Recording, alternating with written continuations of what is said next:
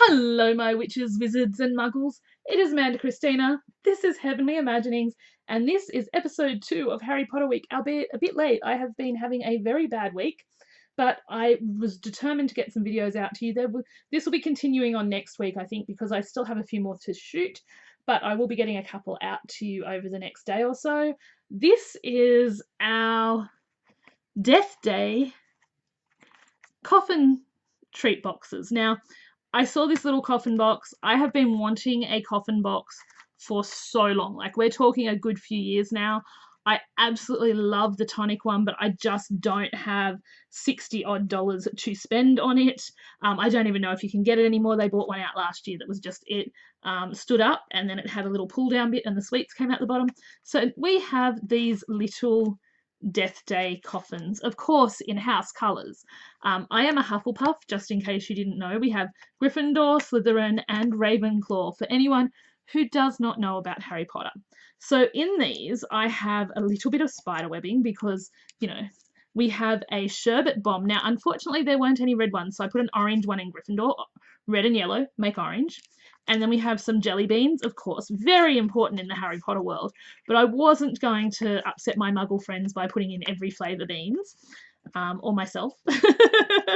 Then we have Slytherin with the green and white, which is usually green and grey, but I figured white would work. And then we have another sherbet bomb. Now be careful with the sherbet bombs. Fred and George assure me that they're harmless, but we all know what those two pranksters can be like.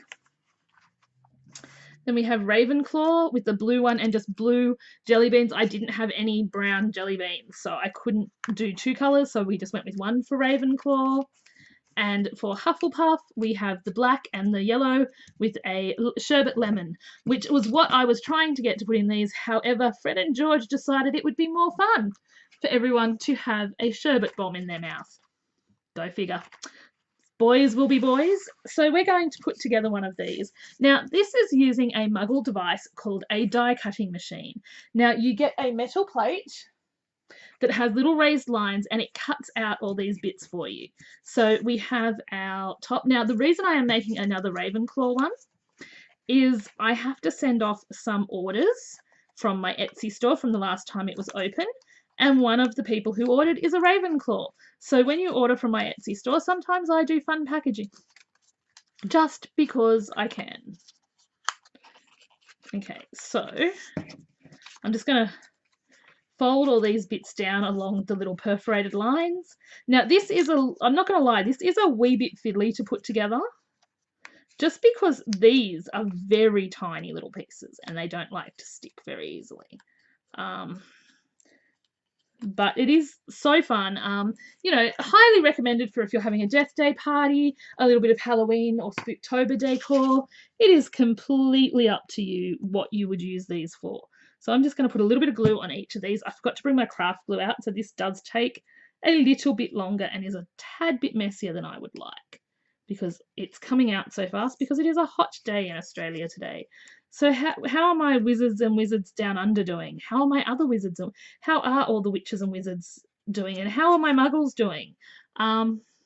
This isn't all about us witches and wizards, Muggles are important too. I know. Don't let a certain wizard who shall not be named hear you say that. I honestly don't know what's going on in the world with that person and how they think, or actually there's a few people who think like that wizards should be all about pure bloods. I don't know. I just do not understand that way of thinking. Especially because without muggles, wizards would have died out by now. Quite likely, and would be still dying out. So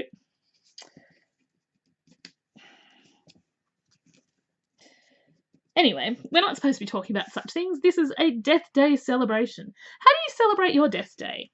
I do feel bad for Nearly Headless Nick because every year he seems to get turned down for the Headless Hunt because he wasn't quite headless enough. Could you imagine living for eternity, not quite having, your head severed all the way off your body so that you can't join all the fun things that you can do? It's terribly sad. So we're just literally sticking these little tabs down together and making this little treat box. Now, this one's not going to have treats inside it because of the fact that this is for some other things. So we just go and hold this in place until it sticks.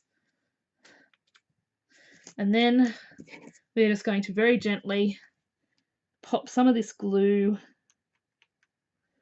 along different spots of this, just very small amounts. I just tend to do this, like run it along a little and dot, dot, dot.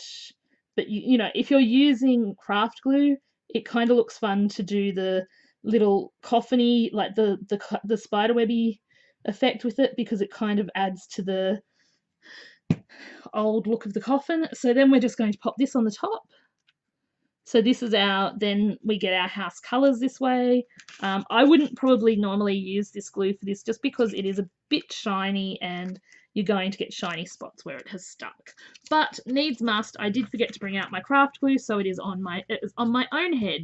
The reason that so I will probably swap this over for the better one I made for this person who ordered, because that is what you do. You make sure you send your best work, not your shoddy work.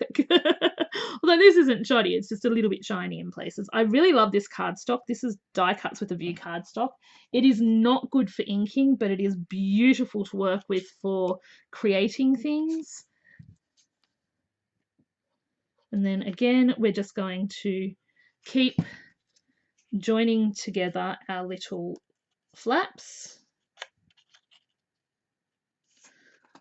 and holding it just until the glue sets.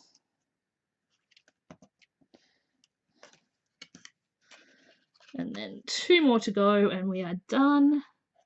This is just a really fun little project. Now, you can find if you don't have a die cutting machine, a Muggle die cutting machine, or the dies, you can actually find coffin box tutorials online, and you can print out a template to make your own. So that is also another option to do this.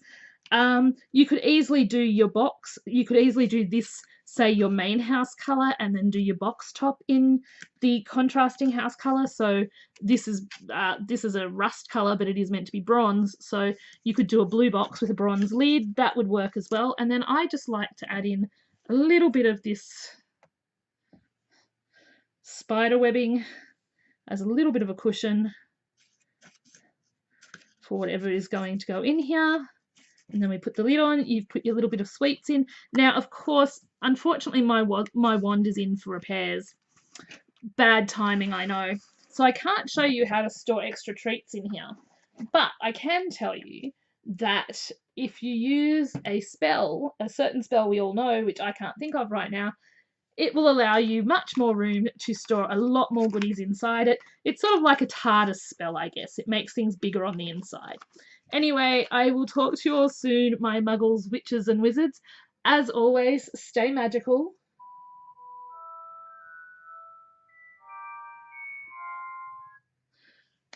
Thank you for joining in. This is episode 2 of Harry Potter Week. I think we'll just do it as episodes, and hopefully I will catch up and you'll really enjoy all the content I create. Don't forget to have a go at the Death Day coffins. As always, remember, you are magical, you are amazing, and you truly do matter. Bye all!